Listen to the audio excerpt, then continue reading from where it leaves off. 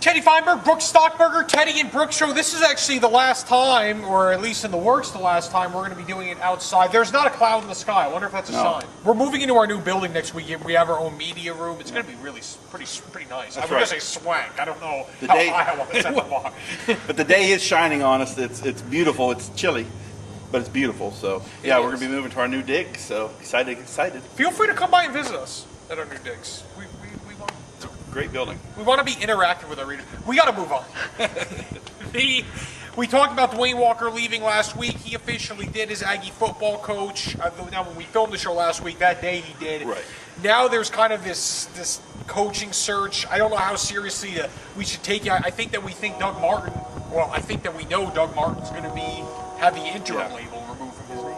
There's been a lot of speculation that there was idea that Dwayne might move on anyway, and that Doug Martin coming back was sort of a safety net in case that happened. I don't know 100% if that's true or not, but that's more than speculation. I mean, I think it looks that way. It looks that way for sure. And there's been talk that Jerry Glanville has wanted to come here. I've heard Houston Nutt's name thrown around. Sure. But I think the general consensus is that Doug Martin will get the full-time job. So late in the season like this, or late in the recruiting year, it's nice to have somebody in place. He's already been in touch with recruits and everything. Right. Yeah, I think, and they can't even hire a coaching staff until they have a coach name. I think from a stability instance, Doug Martin should be the guy. I kind of just wish they named him the guy, because then we wouldn't really even be talking about this. I mean, if they just remove the interim label immediately, then we wouldn't have had this issue. But I think clearly, again, from a stability and continuity standpoint, he's the man. Like you said, very late in the game. It's very rare to be hiring a coach this time of year. So, I mean, it seems like the right call. Yeah. Don't they have to hire... go through a coaching search, isn't that as a state school? You know what? I believe that there would have been ways they could have worked around it where they could have just promoted him, but at the end of the day, they decided to open up the search, so be it. Okay. Martin likely is going to be the guy anyway. Very good. I think we should probably move on to Aggie basketball at this point. There is a story out there. Tyrell Watson, allegedly a suspect in this assault charge on a student at a party. Pretty gruesome photos of this kid. It should be stressed no charges have been filed.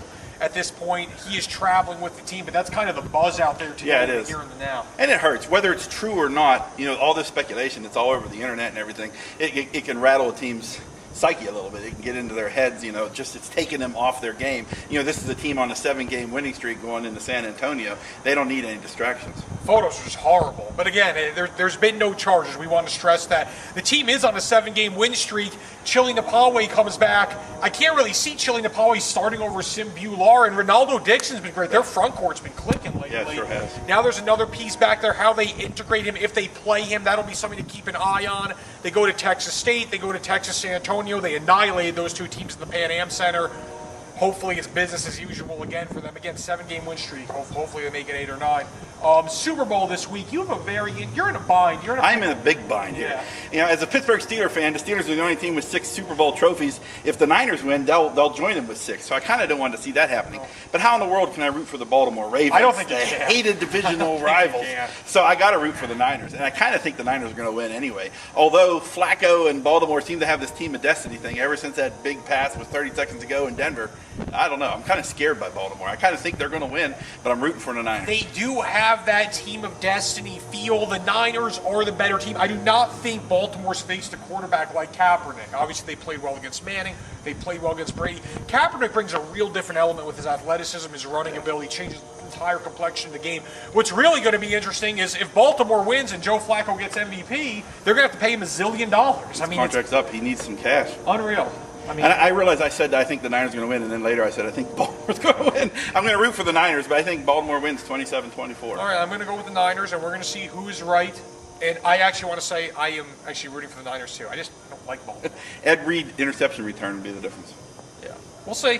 Folks, thanks for joining us. Sun News Facebook, Sun News Twitter, at Teddy Feinberg, at the Stockburger, lcsun-news.com. All day, every day. Have a good day.